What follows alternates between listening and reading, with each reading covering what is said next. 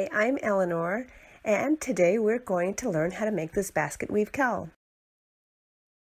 We're going to start with a long tail cast on, and you'll want to cast on 30 stitches to begin.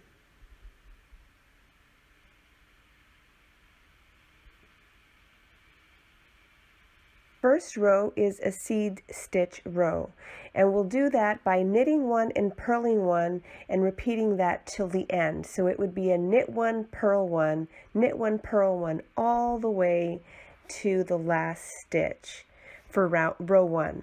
Row 2 will continue in seed stitch by knitting and purling again. So the previous stitch would be a purl stitch and you would knit the one above it. You'll continue in that pattern until you have 3 inches worth of seed stitch. Now the fingers, that's what we call those dividing bits of that basket weave. They're accomplished by knitting 6 stitches at a time.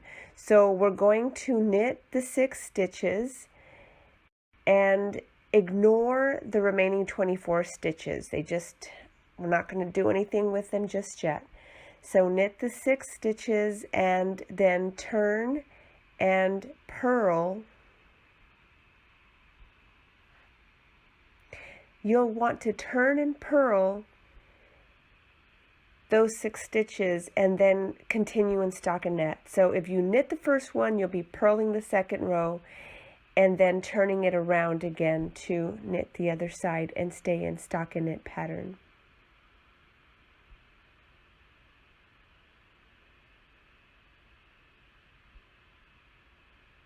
Now I'll show you in slow motion how I like to knit in reverse, and the reason I do this is it eliminates the need to turn the entire project over. So because this cowl has a lot of small parts, it just makes sense to knit going in one direction and then reverse knit going back the other direction instead of turning the entire piece and purling it. So let's take a close look at how that's done.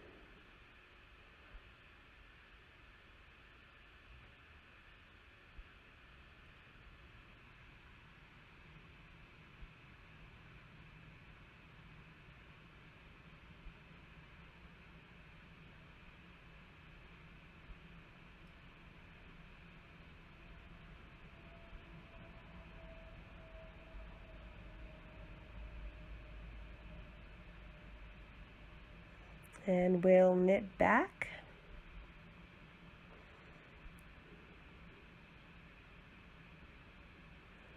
Across the 6 stitches. 5 and 6. And then I'll show you again that I will be reverse knitting again. You see how I didn't have to turn that work to do a purl side. So here's another look at the reverse knitting.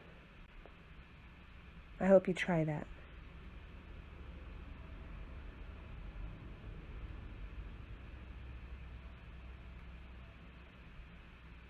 Now we'll stay in this pattern, the stockinette pattern on those 6 stitches.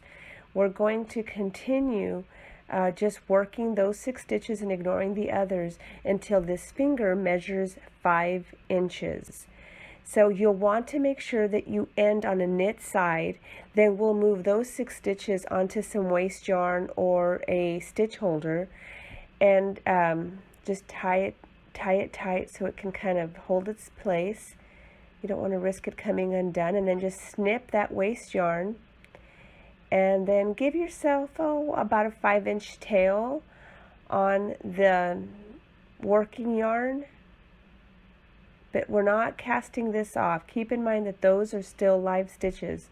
Then we'll just snip that there, and we're going to repeat this process for the remaining fingers.